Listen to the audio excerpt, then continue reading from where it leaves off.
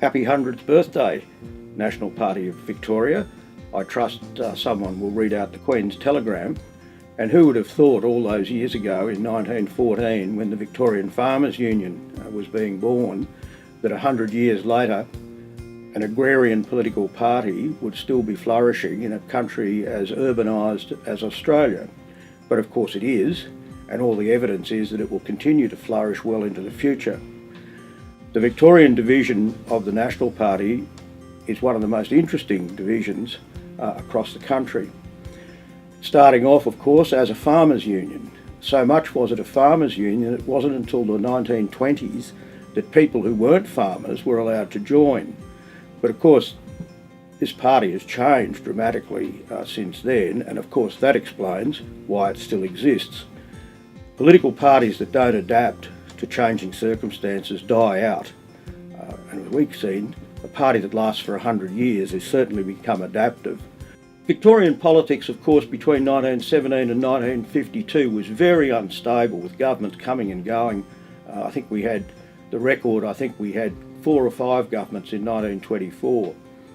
In the 1930s, it was the then Country Party that provided Victorians with a degree of political stability through the government led by Albert Dunstan. Another thing that the Victorian National Party has confounded is that most people in this room would be aware that people say parties that are divided will do badly. Very ironically, in the late 1920s and through into the 30s, the Victorian Country Party was so divided it was split into 2 parties. Yet, being in 2 parties, it won more votes and seats than it had when it was a single party. It then, of course, united.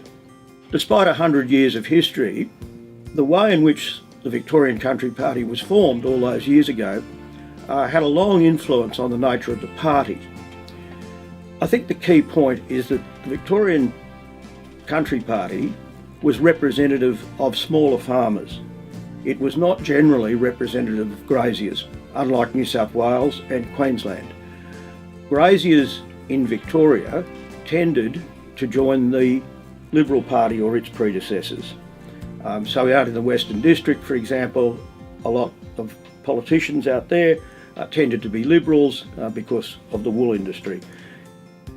For the National Party, the wheat and dairying industries were terribly important in the formation of the party. In fact, I think it's fair enough to say if there hadn't been the circumstances around wheat marketing during the First World War, there probably wouldn't have been country parties in Australia. Now, that's a long time ago, of course, and things have changed. The National Party in Victoria has always pre-selected good candidates because it's had to. Because in regional Victoria and in regional Australia, voters place a very high regard on the quality of their MPs and the quality of their candidates. If parties pre-select people who don't live up to those ideals, then they will be defeated. I think the latest big change for the National Party is the pre-selection of young women for winnable seats at this forthcoming state election. I think that's going to take a lot of commentators by surprise. Parties with as rich a history as the Victorian National Party have a bright future, in my opinion. What will the party look like, say, in 50 years? Well, I think it will be much more diverse in its parliamentarians. The fact that there are, for example, women members of Parliament will not be surprising. That will just be part of the contours of the party and the Parliament. How might the Parliament change? Well, it possibly will alter. I think people will want more accountability out of their parliamentarians, and the National Party parliamentarians are in an ideal position to deliver that.